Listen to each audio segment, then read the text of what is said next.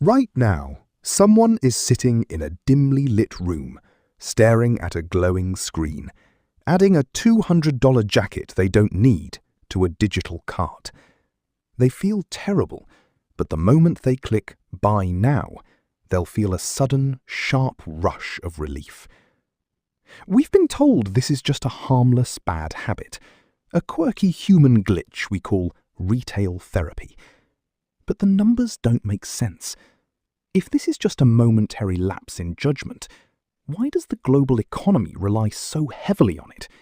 Why does a single bad day for you translate into billions of dollars for someone else?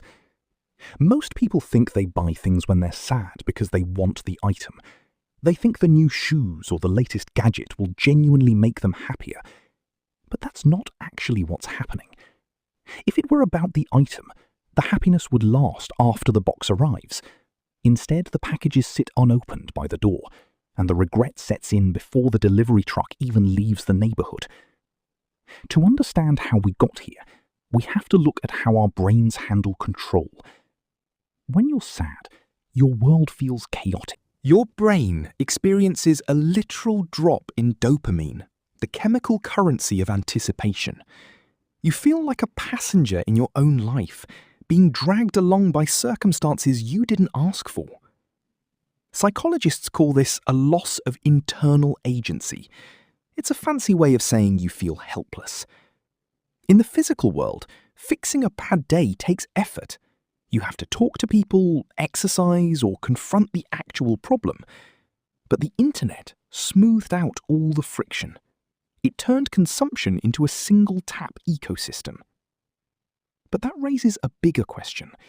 If the system just makes buying easier, why does it specifically thrive when we are at our lowest? Because there is a bizarre paradox at the center of retail therapy. Study after study shows that sadness makes people significantly more impatient and willing to pay up to 300% more for the exact same item than they would if they were in a neutral mood. Think about that. Your brain, when compromised by negative emotion, actively chooses to overpay. It intentionally makes a worse financial decision. The market discovered this vulnerability decades ago, but recently they upgraded the toolkit. They realized that waiting for you to get sad wasn't efficient enough.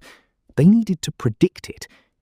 Every time you scroll through social media, algorithms are measuring the precise milliseconds you linger on a post. They know when your scrolling slows down, indicating loneliness. They know when you post late at night, indicating insomnia. They aren't just selling you ads, they are mapping your emotional real estate. And this is where everything changes. Because once a system can map your low points, it can engineer the exact moment an algorithmic temptation lands in front of your eyes. You think you coincidentally found a great deal on a pair of headphones while feeling down. In reality, you were guided into a digital trapdoor. And it gets worse.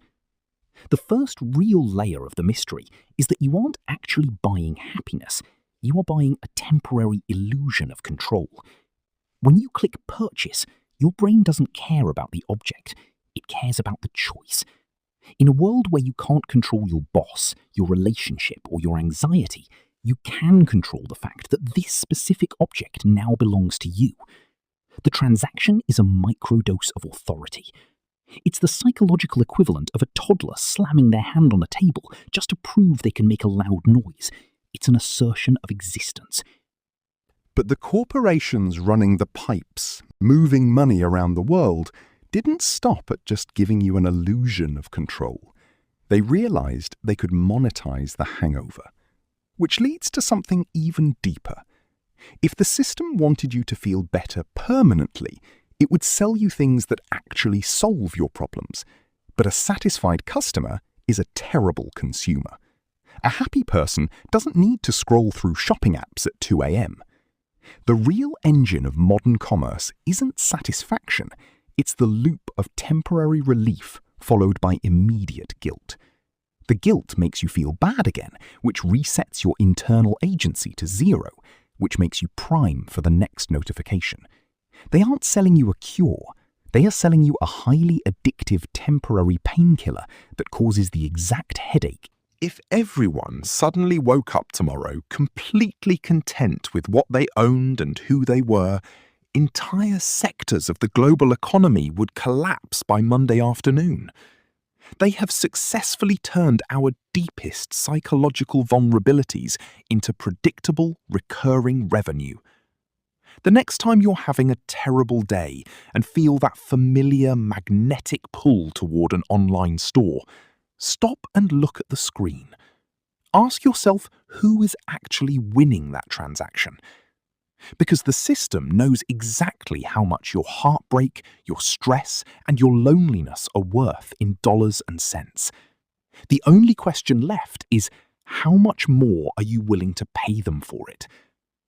The most expensive things we buy are the ones we use to fill the spaces we can't see.